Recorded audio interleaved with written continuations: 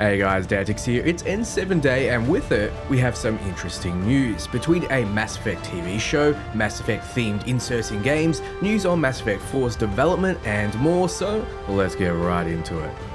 I'm Commander Shepard, and Dantix is my favorite channel on the Citadel. You don't get the discount. What? A Mass Effect TV series is now officially in development. In an exclusive interview, Variety learned that Amazon MGM Studios is developing the series, and Daniel Casey is set to write and executive produce the adaptation. Casey most recently worked on the screenplay for F9, The Fast Saga. He also is known for his work on films such as the sci-fi drama Kin, and did rewrites on 10 Cloverfield Lane.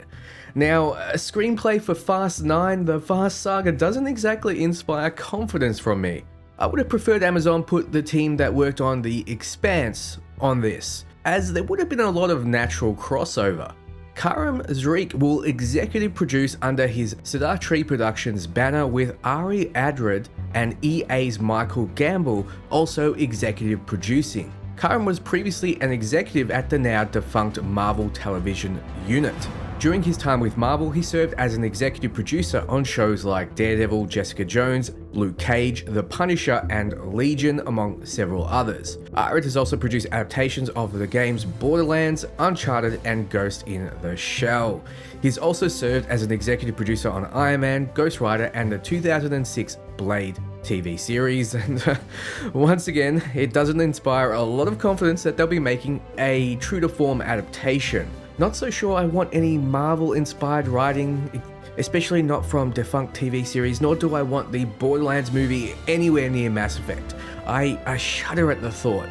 Michael Gamble, however, has worked on the Mass Effect games since Mass Effect 2. He seems to be heading up the development of the next Mass Effect title, and his involvement in the series is one thing that gives me hope. I'm not exactly sure how they should make the series though. Should they focus on Shepard, but then how do you make everyone happy? Paragon or Renegade Shep, male or female? What choices do you lock in? Do you save the council? Do you not? It would be a fun journey to see how it all plays out, and perhaps Season 2 could revisit these same areas in a what-if scenario.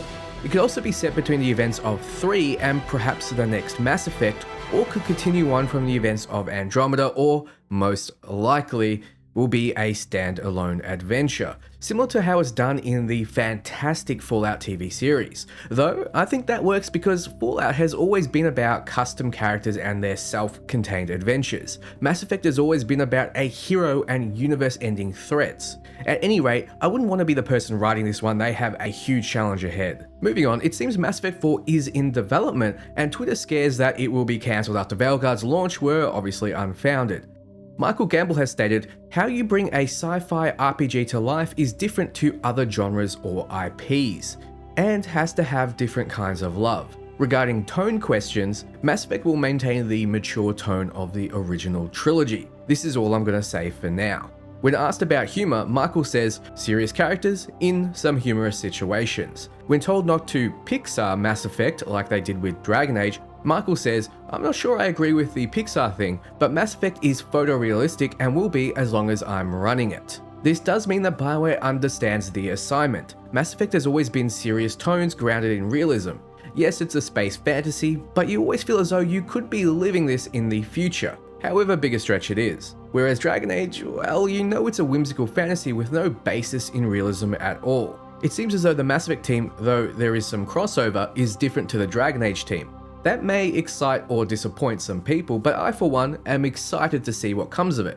I have confidence that this won't be another Andromeda. Moving on, for N7 Day, Dark Horse has revealed a new Commander Shepard statue. It's a 6:1 scale replica of the iconic hero, which is 14.5 inches tall or 36.8 centimeters for non-Americans. They call it the Commander John Shepard statue, but this Shepard could be any first name you've chosen because he can also wear his iconic helmet. I named mine Commander, so he occasionally gets called by his first name. I have to say though, there's something odd about his face. Besides the lifeless eyes, which statues never seem to nail, the facial proportions seem slightly off.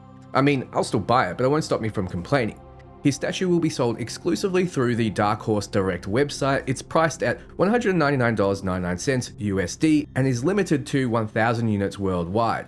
orders placed between now and November 13 will receive a $20 discount. Actually, I psyched myself up. That's it. I'm pulling the trigger right now. All right, I'm back, and I just dropped a freaking $756.80 AUD because for some reason it cost me 391 cents in shipping. I was ripped off for sure. Happy N7 day. So if you want to jump back into No Man's Sky, the Normandy will be making an appearance. It's appeared before in the game, but you can jump in and pick it up if you missed it before. As far as I know, you can't fly it since it's a little big, but you can send it on missions and dock it. I might re-download the game and pick this up just in case I want to play it again one day and I feel bad that I've missed out. Finally, to celebrate N7 Day, there's a gift waiting for you in the Lighthouse of Dragon Age, the Veilguard. To pick them up, all you need to do after patching is find a chest next to the workshop. The chest appears only after completing the harding mission, the Singing Blade. If the Singing Blade is already completed, the chest will be available the next time you visit the lighthouse. As you can see, you unlock a nice Mass Effect themed helmet, 2 armor pieces, and if you're a Canary, Mass Effect themed face paint. So overall, not exactly what people wanted to hear on N7 Day, but I did warn you that the Mass Effect team was pulled in to help finish off Veilguard, and that between its launch focus and lack of time available, the day will be very light on news. Hopefully, we'll have more to share soon.